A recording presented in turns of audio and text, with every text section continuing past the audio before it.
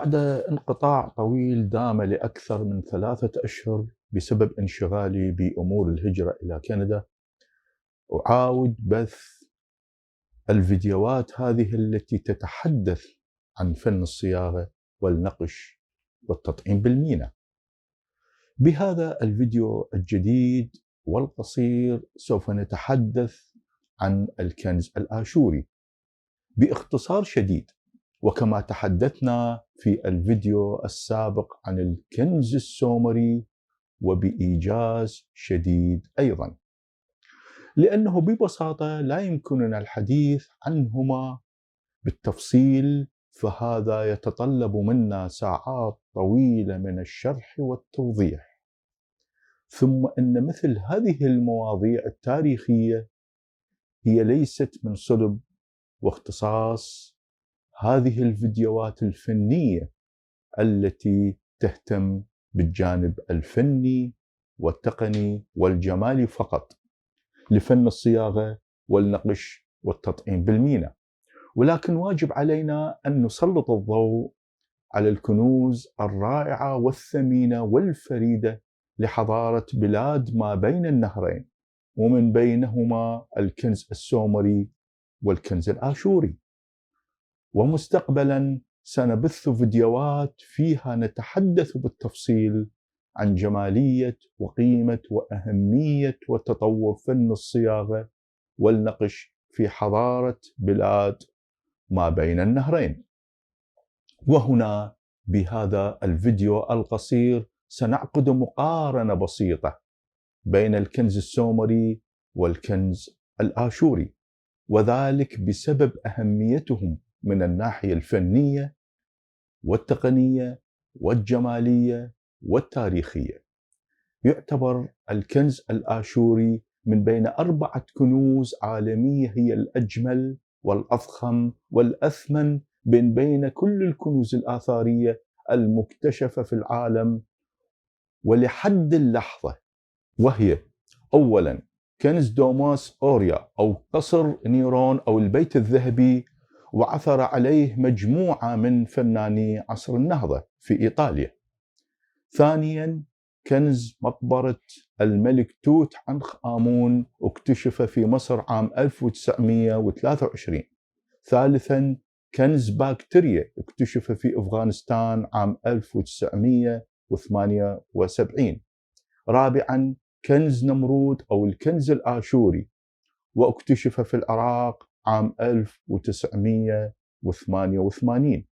في منتصف القرن الماضي نقب العالم البريطاني ماكس مالوان زوج الكاتبة أجاثا كريستي في مدينة نمرود، وقد كان على بعد خطوة واحدة من اكتشاف هذا الكنز. في تسعينات القرن الماضي نقبت بعثة آثارية عراقية برئاسة الدكتور مزاحم محمود في مدينة نمرود، والصدفة وحدها هي التي دفعته للكشف عن هذا الكنز، فقد لاحظ أن بعض بلاطات القصر الشمالي الغربي مرصوفة بشكل غير عادي وغير مألوف، وهذا ما دفعه للتنقيب تحتهما، فكشف عن القبور ال4 التي ضمت هذا الكنز الثمين. قالت الدكتورة جورجينا هيرمان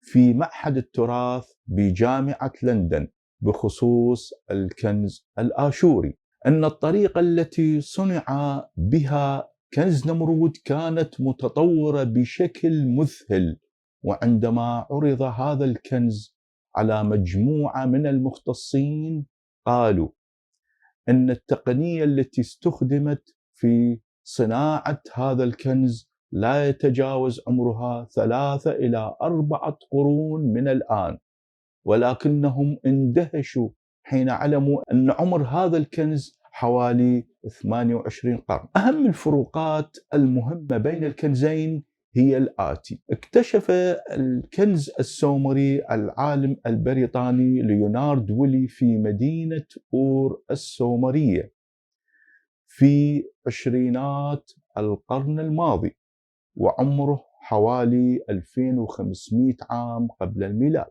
بينما اكتشف الكنز الآشوري الدكتور العراقي مزاحم محمود في مدينة نمرود الآشورية في تسعينات القرن الماضي، وعمره حوالي 800 عام قبل الميلاد.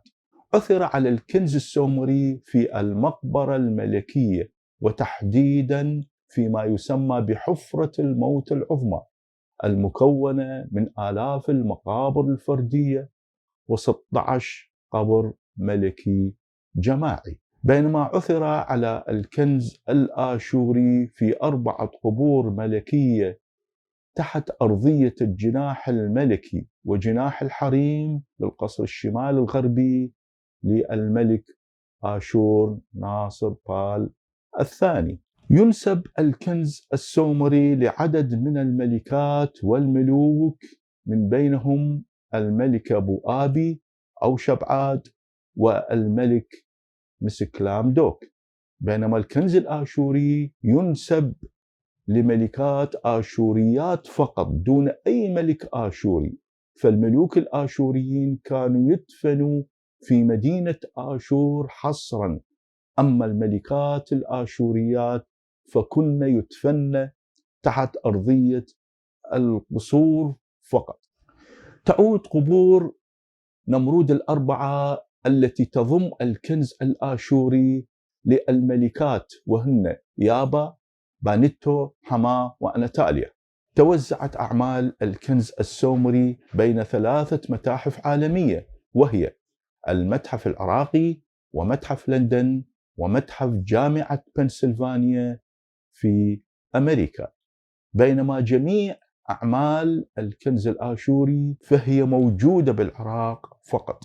يتميز الكنز السومري بأن جميع قطعه الفنية ذات أسلوب وتصميم سومري بحت، بينما جميع القطع الفنية العائدة للكنز الآشوري هي ذات أسلوب وتصميم وتصنيع متنوع، إما آشوري أو فينيقي أو فرعوني.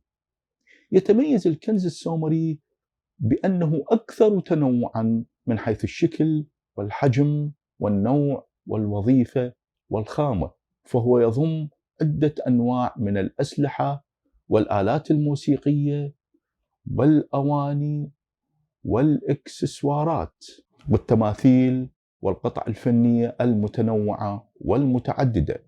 بينما الكنز الآشوري فهو أقل تنوعا، وأغلب أعماله محصورة تقريبا بين الإكسسوارات والأواني الذهبية.